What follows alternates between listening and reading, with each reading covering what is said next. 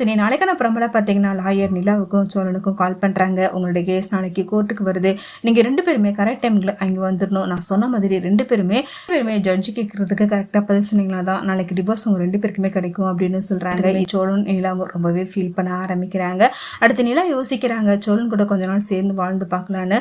ஒரு பக்கம் சோழன் எப்படியாவது நிலா நம்மளை விட்டு போகக்கூடாதுன்னு சொல்லிட்டு ரொம்பவே ஃபீல் பண்ணுறாங்க. இந்த விஷயம் கேள்விப்பட்டதுமே சேரன் நிலா கிட்ட, நீ என்னப்பா முடிவு எடுத்திருக்க, நீ சோழன் கூட சேர்ந்து வாழணும் தான் நான் ஆசைப்படுறேன், நீ என்னப்பா நினைக்கிற அப்படின்னு சொல்றாங்க. நிலாவும் எனக்கும் சோழன் கூட கொஞ்ச நாள் சேர்ந்து வாழணும் தான் ஆசையா இருக்கு, நானும் அப்படிதான் முடிவு எடுத்திருக்கேன் அப்படின்னு சொல்றாங்க. இது சோழன் கேட்டுட்டு பயங்கரமா சந்தோஷப்படுறாங்க. அடுத்து சோழன் நிலா சந்தை வச்சு கற்பனை பண்றாங்க. அப்ப நம்ம நினைச்ச மாதிரியே நிலா மனசுல நம்ம இருக்கோம், இதுக்கப்புறம் நிலாவை நம்ம கிட்ட இருந்து யாராலையும் பிரிக்க முடியாது, நிலா நம்ம விட்டு போக மாட்டா அப்படின்னு சொல்லிட்டு பயங்கர சந்தோஷத்துல இருக்கிறாங்க. அடுத்து கிட்ட மனசை விட்டு பேசுறாங்க.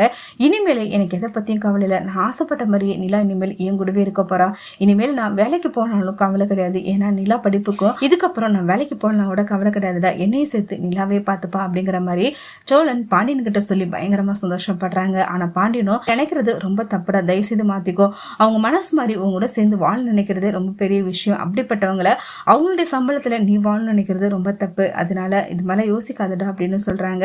சோழனும் இதுக்கப்புறம் நிலா என்னை விட்டு போக மாட்டாங்கிற மாதிரி பேசுறாங்க. எல்லாத்துமே நிலா கேட்டுட்டு பயங்கரமா ஷாக் ஆறாங்க. மனசுல இப்படி ஒரு எண்ணம் இருக்கான்னு சொல்லிட்டு நிலா பயங்கரமா ஷாக் ஆறாங்க.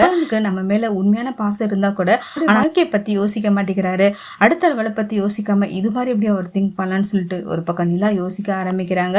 அடுத்த நாள் கோர்ட்டுக்கு பயங்கரமா சந்தோஷமா சோழன் போறாங்க. ஜட்ஜி கேக்குறாங்க, உங்க 2 பேருக்கும் சேர்ந்து வாழ விருப்பம் இருக்கா, இல்ல 2 பேருமே பிரிய விரும்புறீங்களா அப்படின்னு சொல்லிட்டு கேக்குறாங்க. சோழனும் நிலா கண்டிப்பா நம்ம கூட சேர்ந்து வாழ போறேன்னு தான் சொல்ல போறான்னு மனசுக்குள்ள பயங்கரமா சந்தோஷமா சொல்ல வராங்க.